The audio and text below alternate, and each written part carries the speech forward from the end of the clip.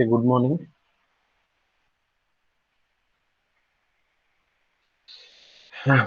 Yes, am I audible? Can you hear me?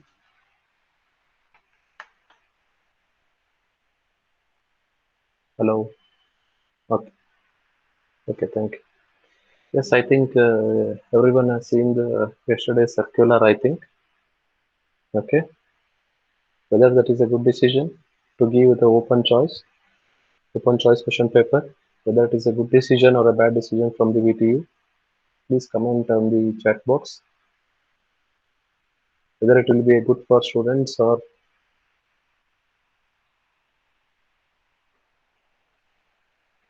good, a good decision. Okay, good, good. Okay, good decision. Okay, then whether I have to continue with the fourth module or whether I have to stop now. Can you stop here itself or syllabus? Because you are going to study only the first three modules. I think you don't worry about the fourth and fifth. Whether I should continue or whether I should stop here itself.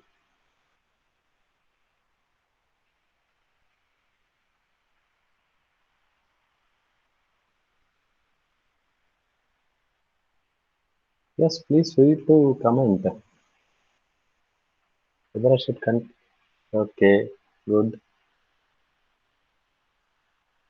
Okay, good.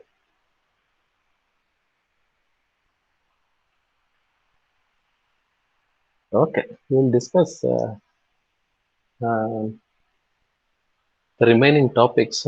Don't worry, I'm not going to stop here itself. But for the knowledge purpose or for any other reasons, please study, please read everything which is there in the syllabus. When it comes to the exam, that is your decision, which one to study, whether to study all the modules or only the first two, first three, it is left to you.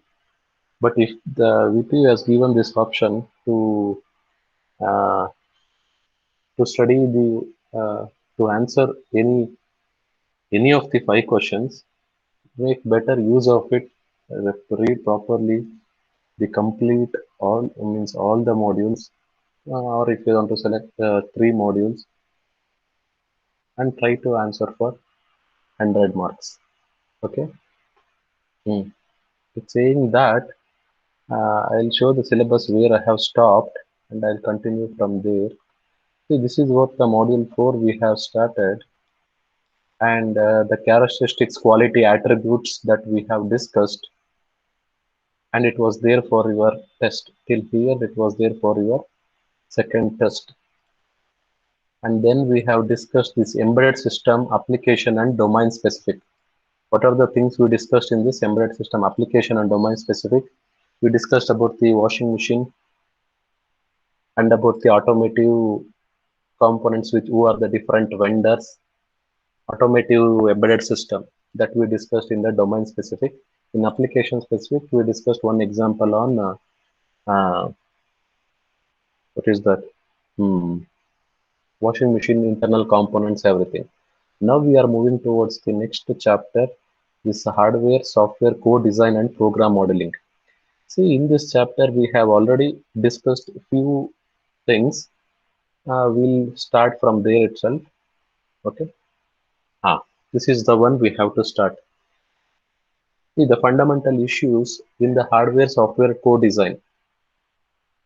See, whenever we design the components, whenever we design the components for any embedded system, both the hardware will be there and also software. Both should be designed. But a separate team, hardware team and a software team, if they develop it separately and if they develop it sequentially, then there will be a gap.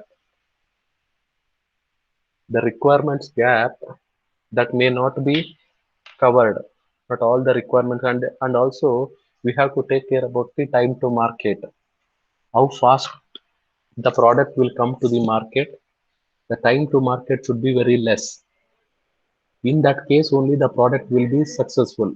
And and also you have to give the features also. Okay, without the features, the product will not be so success. Okay, if that is the problem, then this hardware and software parallelly we have to design it. That is what we say. It is a hardware software co-design. Where when we are designing that, there will be a problem.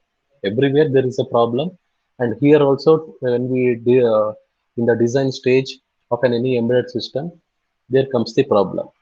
What are the problems?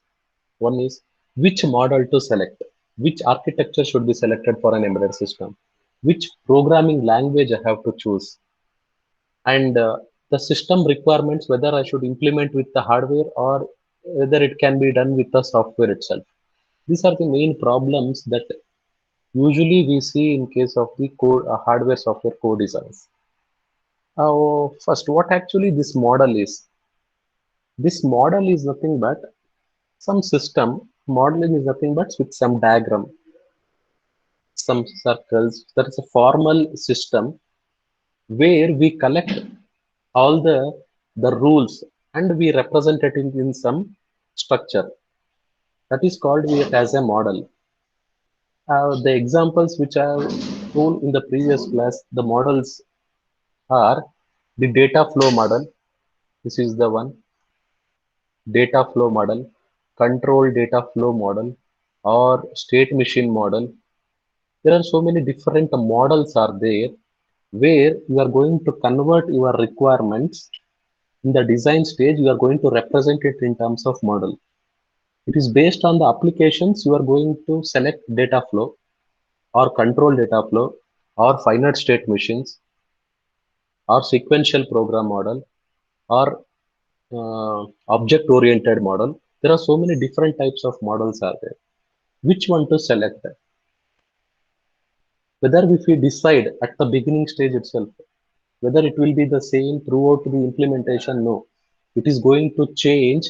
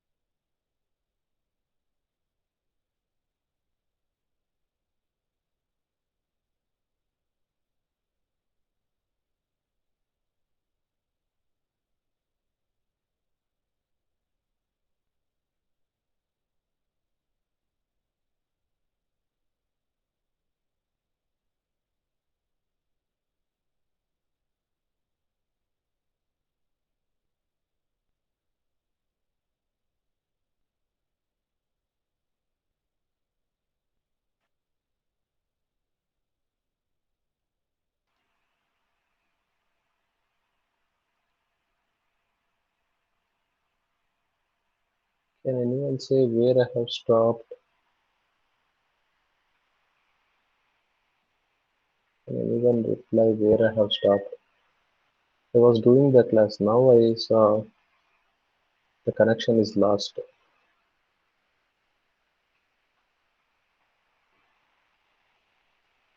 That was the last topic I was discussing.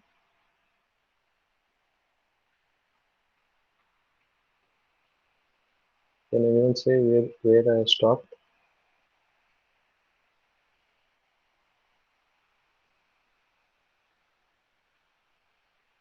Hello.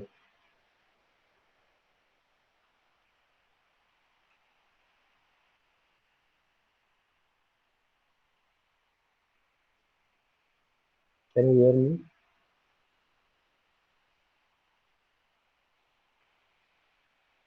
Hello. Okay. Can anyone say where I have stopped or when the connection was lost, which topic I was discussing? Oh my God.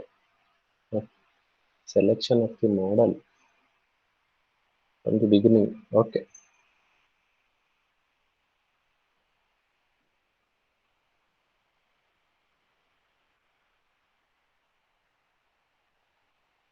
Okay. I'll start once again. Yes, sir. See, these fundamental issues I think we have started. Hmm. So there are different models are there. The different models, what this model indicates. That with the models, what we are going to represent. See, whenever we collect the requirements from the client from the requirement stage, that we are going to represent it in terms of a diagram. Okay, that we are going to represent in terms of the diagrams that we say it has a module. See, this is one example of the modules. This data flow graph, control flow, state machine model, sequential program model, concurrent, object-oriented model. These are the different models are there using which we are going to convert our requirements. Okay, which one to select in order to design in any embedded system? Which model should be selected? That is a big problem. These models, if I select one data flow, whether it will be same throughout the implementation, no, it is going to change during the change in the phases from the requirement stage to the design to implementation, then to the testing. And during these phases, it is going to change. That is why it's a very tough decision. Okay, selecting the models. What about selecting the architecture? See, this architecture is nothing but uh, architecture. One word it says about the how many components that we are going to use for any embedded system, how many type of components you are going to use, or which are the buses that you are going to use to connect between the components. Everything that will comes under this architecture. Which are the different architectures are there? This is the one. Controller architecture, data path, finite state machine, CISC, RISC, or very long instruction word. These are the different architectures are there. If you use this finite state machines model, then you should go for this controller architecture. Or if you follow control architecture, then you represent it with a finite state machine model. If you use data path architecture, then you will use uh, data flow graph model. If you want both the architecture, if you want to use, then you should go for this finite state machine architecture, which includes both. You know about the CISC architecture and RISC. See this different architecture, this decision you have to take during the design stage itself.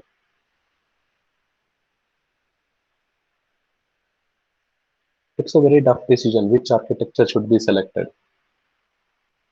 And when it comes to the programming language, which programming language you have to choose, whether you should choose C or C++ for the software, whether one is enough or multiple programming languages are required, because each languages has its advantages and limitations are there.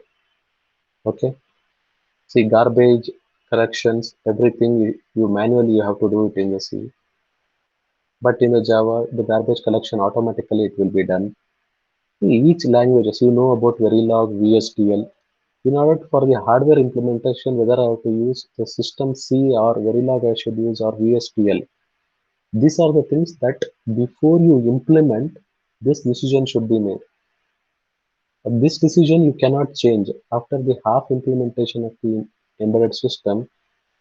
Okay, let us we once again implement it in the Java.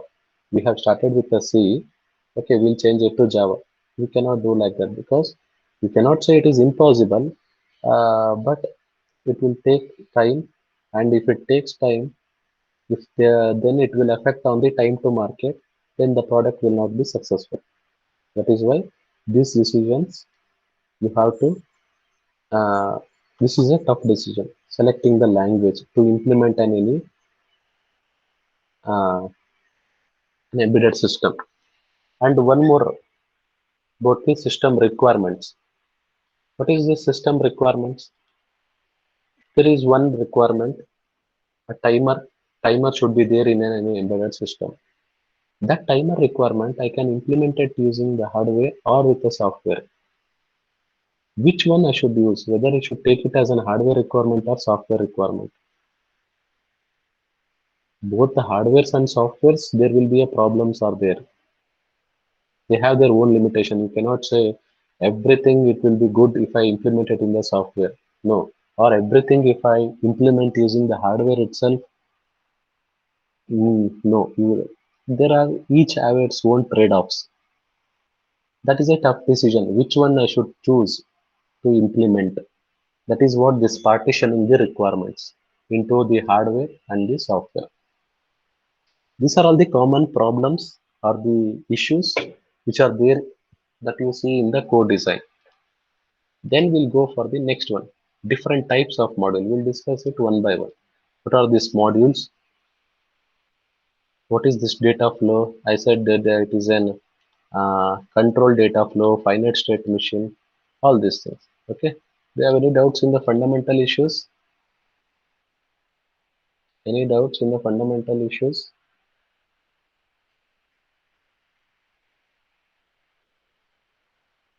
See, these are the common situation they are going to face in any industry. It can be the embedded industry or it can be the software development.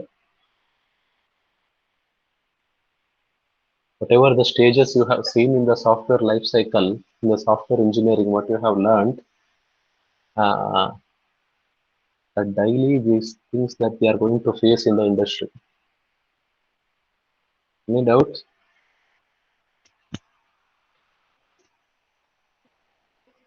Okay. Then we will see one by one data flow graph, what it contains. See, this is a model. Everything is a model. Now, I'll give one what equation. The equation is mm, x equals a plus b, y equals x minus u. This is a very simple requirement. I want to compute. Or the application what we are going to design, the applications what we are going to design, that it has to compute x equals a plus b, y equals x minus c. This is an equation. See the second equation, y equals x minus c, it includes the result of the previous equation. See, this is one equation, x equals a plus b, y equals x minus c. When you will get x, you will get the result of this, and then you can subtract it with c. These are three inputs. A, B, C are the inputs. X is the first result. That result it will be used in the second equation. You will get the final y. This is a simple calculation. Sir, we can do it in the calculator. Why in a embedded system? It is just a requirement.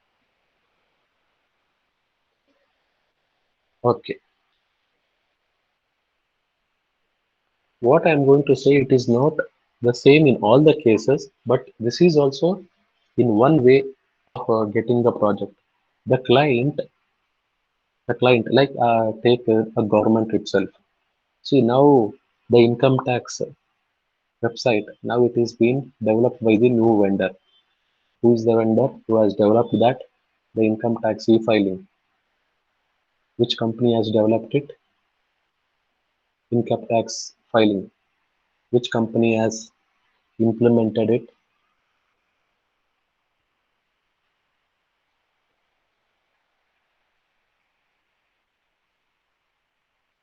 Do anyone know? The income tax e-filing website, now it has been redeveloped. Once again, they have the interface, everything is been changed. Do anyone know who has implemented it? Which company?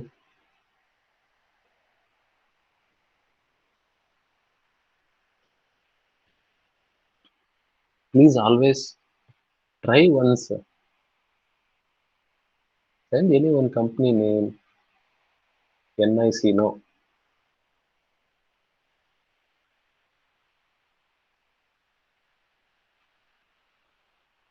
Any other try. Always try with some big companies.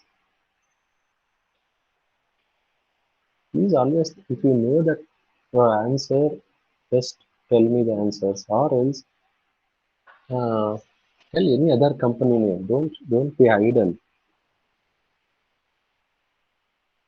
Or else you should say, don't know, sir. That is the best way of interacting. Very good, Tanvi. You have got the new the e-filing website. It was implemented by Infosys. See, the government, they have a proposal. Our e-filing website, it should be redeveloped. Once again, they have to implement. Then that proposal that will be sent to all the companies, the main top companies, they are going to send. Then everyone, what they are going to do is they will give the timeline, what are the requirements, what is the cost, everything that will be given by all the companies. It will be in the five-star hotels or somewhere. Everyone will bid. Those who give for the, those who quote, least quote, those who are going to implement with the lesser price and the timeline and so many other factors they are going to check. The client will agree with one company. Okay, the Infosys is going to implement it in 5 months itself.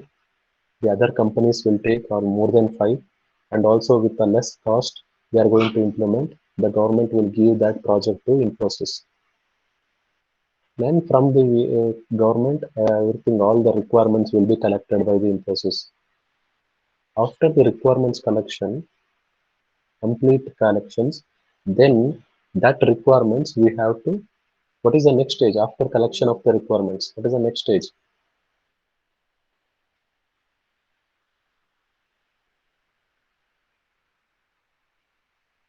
Now, once the requirement is collected, what is the next stage?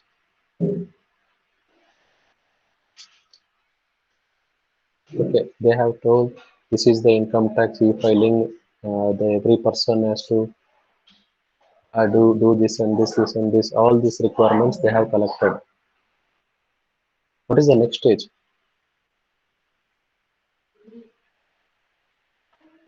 Don't know.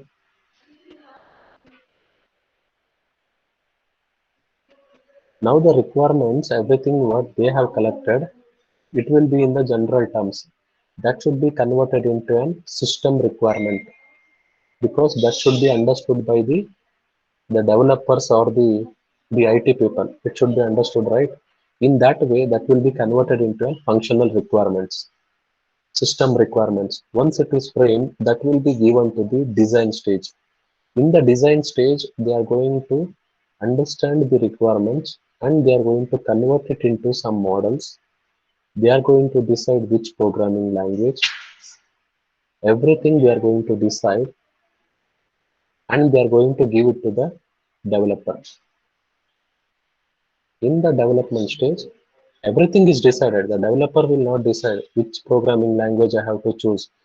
The designer will also is going to decide which programming language uh, we have to use, or the requirements should be implemented in an hardware or software. The developer is to just develop using that language. After that, that will be given to the testing stage. Then it will go to the production stage. Which, after knowing this, which stage is difficult? According to you, which stage is difficult in these stages? Requirement collection, design stage, implementation stage, testing. Which stage is difficult?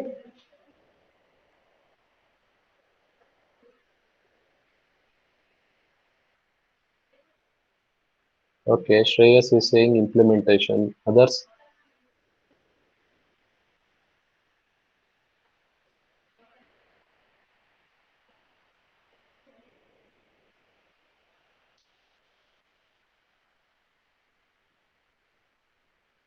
Spurti, which stage do you think it is difficult?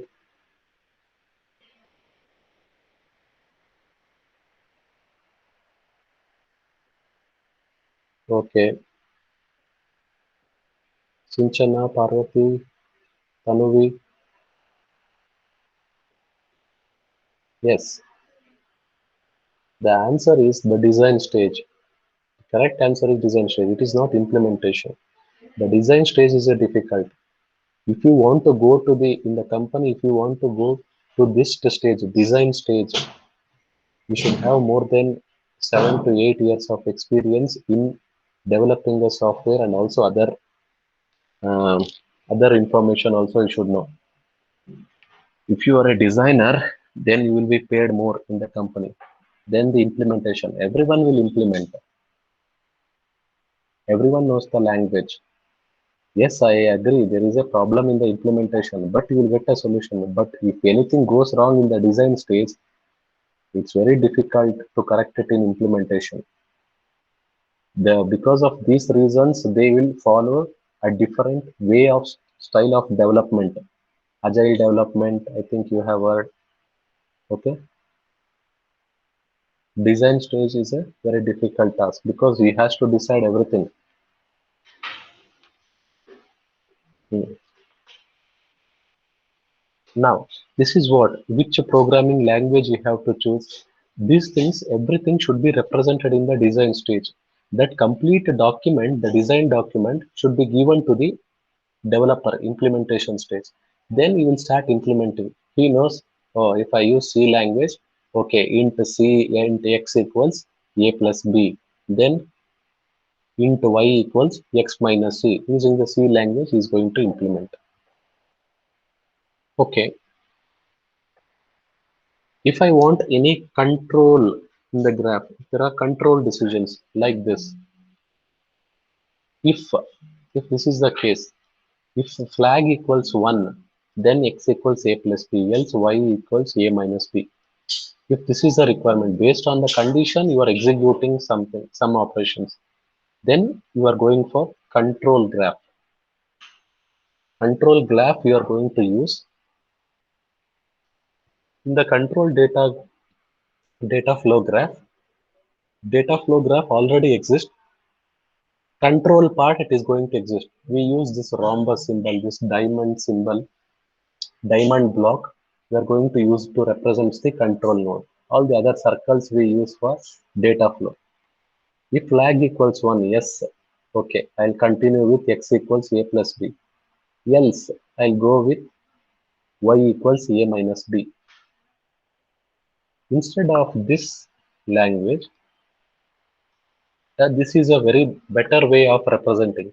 If this is the case, I can easily represent it in any programming language. How? If flag double equals 1, x equals a plus b, else y equals a minus b. After that, I'll easily implement it in any programming language.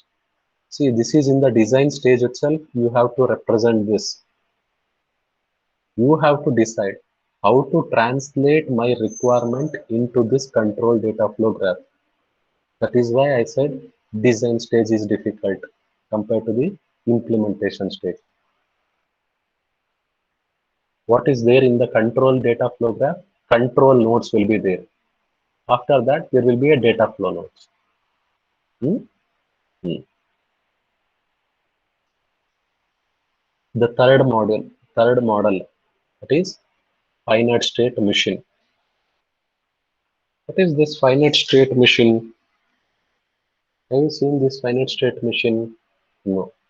This is a new type of model where what it contains, we use the words states, events, actions, transitions. See, there is a subject called automata theory and computability in the next semester, where in that subject we are going to discuss completely on this itself, finite state machine model. Okay, a complete subject is on this itself. See, this is the one they are going to use it in the compiler design. In the compiler design, any compiler, C compiler or any other compilers, they use this finite state machine model when they design. Okay, remember this. Which language which is basic or which model is basics for designing the finite state model is, you remember, this is a state machine model. Remember this. Okay, we say the word state, event, transition, action. What all these? I'll show it with an example, then you'll understand what is a state, event, transition, or an action.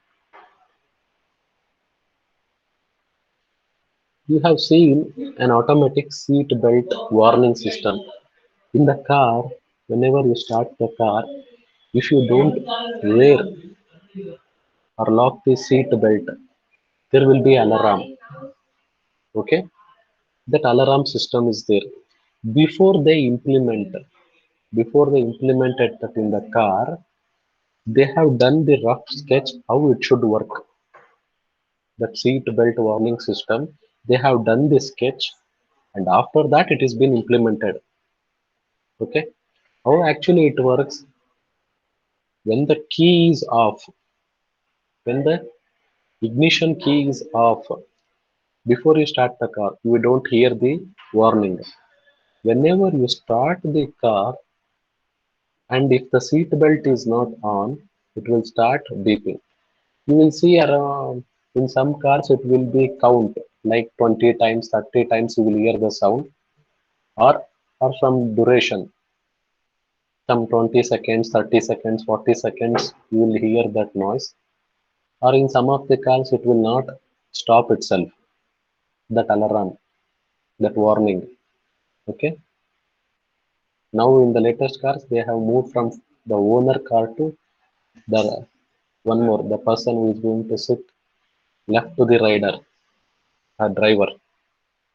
That alarm also, it is going to be, if he doesn't wear the seat belt. Okay, how actually it works before they implement it in the car, this is how they have represented. What are the different stages of the alarm? The alarm will be in the off stage, or can be in the waiting stage, or you are going to hear the alarm, that is the on stage. Each these circles, it will indicates the state. State is nothing but it's a current situation. What are the three situations the alarm will be? The alarm will be in the off stage, it will be in the waiting state, or it will be in the alarm on state. These are the three different states the alarm can be. When the alarm off, it will move to the waiting stage. See the arrow mark, it indicates when the ignition key is on, whenever you start the car, then it will move from one state to the other state, waiting state. Okay, for some duration, from 2 seconds. Okay, it is going to check if the seat belt is on. then alarm is going to off. Means it is not going to start itself. Alarm will not start when the seat belt is on. And one more option is ignition key is off. It will be in this stage itself for some duration. For example, some 2 seconds. After that, ignition key is on and also seat belt is off. Alarm is going to beep. You will hear the alarm. After some time, some 5 seconds, 10 seconds, alarm time expires. You have locked the seat belt, or you have turned off the vehicle. Ignition key is off. You have switched off the car itself. In that stage also, alarm will be off. In this way, the state it is going to change. Whatever you see on top of the arrow mark, that we call it as an event. What is the event we do? Ignition key is on. Timer expire is an event. Alarm time expire is an event. These are the events. What we write at the bottom, that is called as the action. What is the action we have done? Seat belt on, seat belt off, means we have removed, or ignition key off. Okay, that is called as the uh, action. See, if we represent in this way, then it will be very clear to implement, and you can cover all the requirements in this. All the different test cases, everything is covered here itself. You can easily test it. Is it so? After seeing this automatic seat belt using the finite state machine, whether we whether it is easy to implement, whether it is easy to implement seat belt warning system,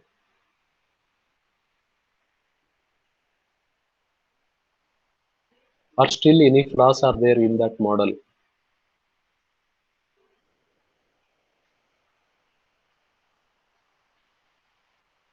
No, yes. Any answers on that? Finite state machine model. After seeing this automatic uh, seat belt warning system, whether it is very clear how to implement, yes or no?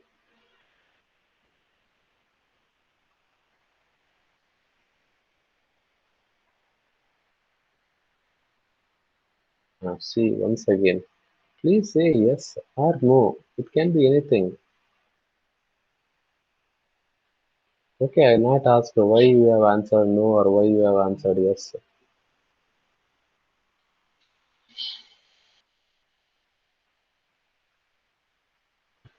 Okay, I think you are so hungry. You want to have tiffin, I think. That is why I assume that you are not going to reply. Okay, using this finite state machine model, it is very clear to collect all the requirements, and you should be very expert to represent it any requirements in terms of the finite state machine. You have another a finite state machine for the timer, any timer, which is in the idle state, ready state, running state. What is the event? If I load the timer, it will be in the ready state. I will give the timer for 60 seconds. Now it is ready. Now the action is it will start decrementing 60, 59, 58, 56. When I start the timer, it is an event. It starts decrement, means it is in the running stage. When it becomes zero, when it becomes zero, or the timer expires, that can be an event, or I have forcibly stopped the timer, or the timer has become zero because after counting. What is the action? I'll change the timeout flag or timeout interrupt. Now my system will be in the idle state. My system it will be in the idle state. In the same way, you have an example of automatic tea vending machine.